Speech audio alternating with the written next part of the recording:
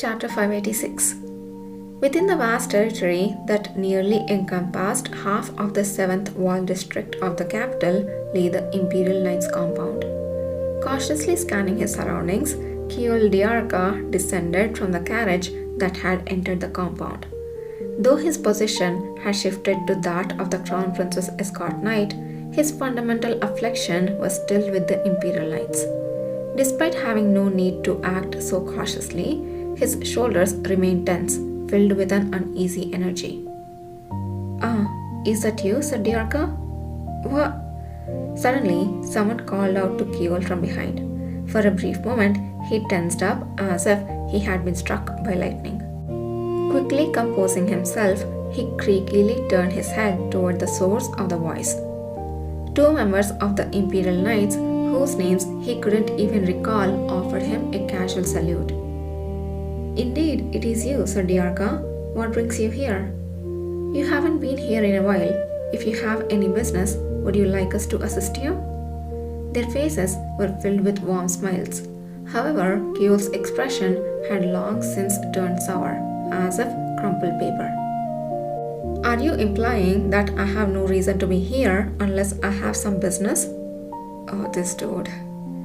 "Huh?" The knights who had initiated the conversation blinked in surprise at his irritable reaction. No, not at all.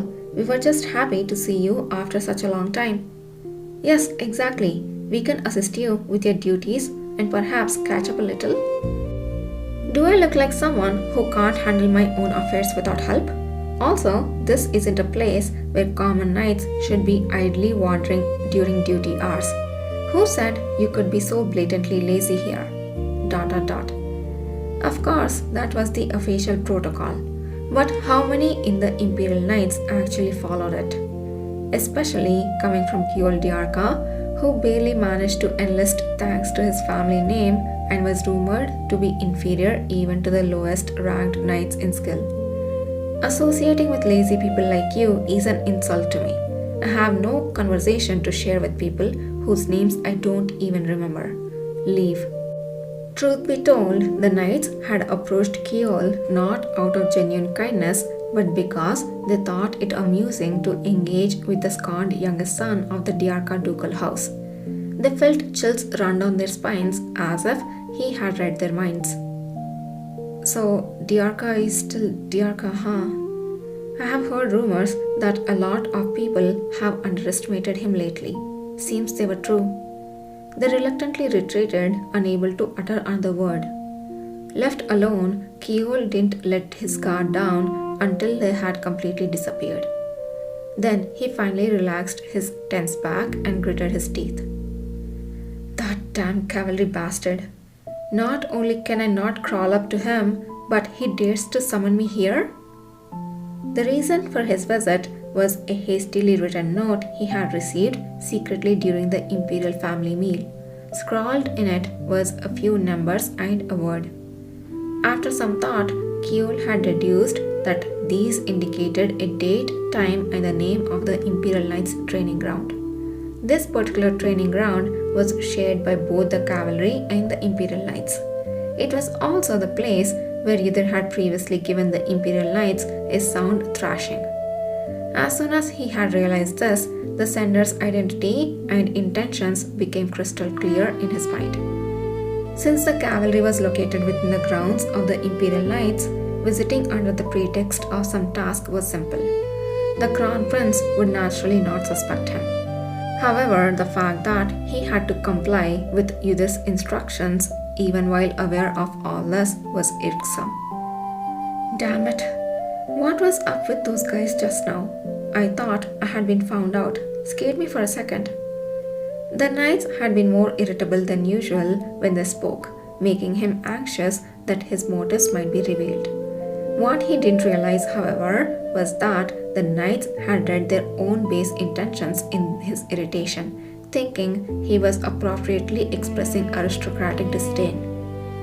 Thus, the reputation of Keol Diarca rose once more that day. This dude stacking up points without his knowledge. "You're here. That's all you have to say after calling me all the way here?" What else was he supposed to say? Yudhir silently observed Kiol, who stood awkwardly in a corner of the empty training ground. Precisely 3 seconds after their eyes met, the air seemed to deflate from Kiol's puffed up liver, and his previous fears returned. Avoiding Yudhir's scrutinizing gaze, Kiol turned his head and spoke. I said to His Highness the Crown Prince that I had some business to attend to at the Imperial Knights. I don't think he would suspect me, but just in case, I will return as soon as possible. Alright, no need to drag this out. Yudhir extended his hand towards Kiol unambiguously. Hand it over. What? What are you talking about? The information we agreed to exchange.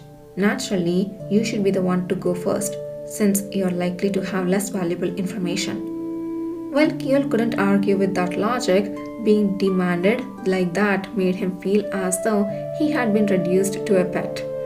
He clenched his teeth, but he couldn't help but speak first. I have been keeping a close eye on those charlatans. I don't know if you're already aware, but after the last party where we met, they have mostly been in the Bright Palace, making it easier to watch them. Yudhir nodded. He already knew that the Awakeners from the Star of Nagran, including the Sage, has been staying at the Bright Palace for a long time. Kiol continued. What I have noticed is that there is absolutely no chance that they are benevolent healers. They hardly ever leave their lodgings, except when they come out to treat the Crown Prince. But whenever they do show up, I follow them to see what they were up to. I even followed them to filthy restrooms, Either sighed as he looked at Kiol's innocently blinking eyes. I did say it might be better to directly ask, but I never suggested following them into bathrooms. Alright, just tell me what you found. If I deem it useless, I will only share equally useless information in return. You sly. Even if it's useful, you could just say it's not. Why would I do that? If you bring valuable information, it's in my interest to reciprocate, so that our relationship continues to be mutually beneficial. ... It's common sense if you have a brain, don't you think? Are you saying I don't have a brain? Having met Yudhir several times now, Kiol seemed to have developed a knack of understanding even his subtle insults. His fists clenched in irritation, but he had no choice but to start recounting what he had observed. Listen, the reasons I suspect they are charlatans are as follows. Since meeting Yudhir, Kiol had resolved to tail the so-called healers wherever they went. He endured even the most distasteful activities just to understand their actions. He questioned them, observed them eating, and even followed them when they left their lodging for walks. Eventually, they became so wary of Kiol that just the sound of his footsteps was enough to make them visibly uncomfortable. However, the middle-aged man who seemed to be their leader was an exception. Unlike the young healers who couldn't hide their discomfort and fear around Kiol, this man had no fear. He always spoke with an overly polite tone that was almost irritating, bowing his head and adding, as if cursing, that if anyone wanted treatment, they should come to him. The way he spoke made him sound as insufferable as a pompous priest. But this man was also the one whom Crown Prince Katshian trusted and kept by his side the most. Therefore, Kiol decided to witness firsthand the moment these men had a direct meeting with the Crown Prince. At this point, Yudhir's eyes sparkled with intrigue. So, you finally saw it? Yes. After meeting Yudhir, Kiol had worked hard to gather information about these people. In order to win the Crown Prince's favor, he bowed his head more deeply than before. Perhaps because the Crown Prince had started to trust him more after the cavalry party incident, Kiol had finally gained the honor of attending the Crown Prince's treatment sessions. Kiol then described what he had seen with a serious expression. The treatment was as simple as I have heard. The aged leader would sit beside His Highness, who was lying on the bed, take his hand, and engage in what seemed like an endless conversation. The others sat quietly, burning incense and herbs. Occasionally, they would summon servants to refill the crown princess' tea. That was it. Truthfully, it was so dull that Keol had almost dozed off halfway through. But he could swear that this really was the extent of it. It was as if they were merely discussing health and emotions, no magical aura or anything. How could this even be considered treatment? They are charlatans, pure and simple. Do you really believe they are awakeners? Hard to believe based on this alone. ... Afterwards, Keol subtly suggested to the crown prince that these healers seemed to be getting a lot of respect for doing nothing. As a result, he was ordered to wait outside during future treatment sessions. This guy, he's treated as lesser than even the sage. If it weren't for Keol being Diarca, Crown Prince Katchian would have probably driven him away without a word. Either sighed and clicked his tongue inaudibly. The absurd and laughable part was, Keol still believed that the Crown Prince was gaining more trust in him day by day. His Highness shares tea and strategic games with me every other day, and I was the only one permitted to accompany him during meals recently. He trusts me, Keol said. Sure. Either suspected that it was more likely for Kashtian to engage with someone he considered easy to handle than with someone he genuinely trusted. He guessed that either the Crown Prince had realized Keol was less clever than he appeared, or Keol had inadvertently revealed a vulnerability he himself was unaware of. It was a remarkably accurate conjecture. But aside from the aged leader who primarily performs the treatments, the younger ones do seem to be true awakeners.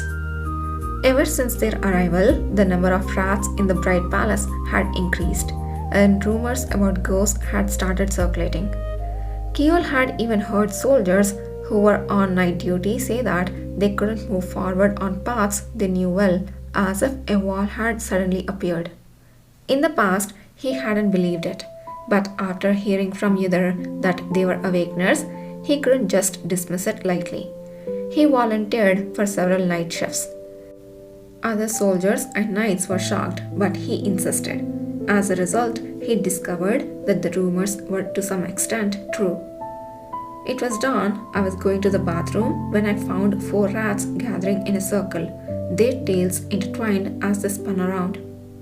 And then I drew my sword and shouted, and they vanished. The next day, Keol hounded the healers, interrogating them if they knew anything about the incident. Complaints about filthy rats appearing because of those unfortunate newcomers was just a bonus. The healers dispersed, avoiding Keol's gaze without uttering a word. After that, all the tales of rat sightings around Bright Palace ceased entirely. So did the soldiers' eerie stories. People guessed that Keol must have been dreaming, but Keol believed it was no mere coincidence. And it was a bit of a different topic, but I think it's certain that my father was unaware of their true nature. Why do you think that? After they visited our home, father asked a lot of questions about them. In my opinion, hold on. Yudhir raised his hand to interrupt him. Did the healers meet your father, the Duke of Diarca? Yes. When did they go to see him? For what reason? Well, it was not too long ago. I think father wanted to hear directly from the healers about the Crown Prince's treatment. Is that important? ... Of course it's important. What could be more important? The Duke of Diarca, who had only dealt with the healers indirectly up until now, had for the first time personally met them. How could such an event not be significant? Yudhir clenched his fist for a moment before loosening it again. Tell me again, properly, the exact timing and everything you saw that day.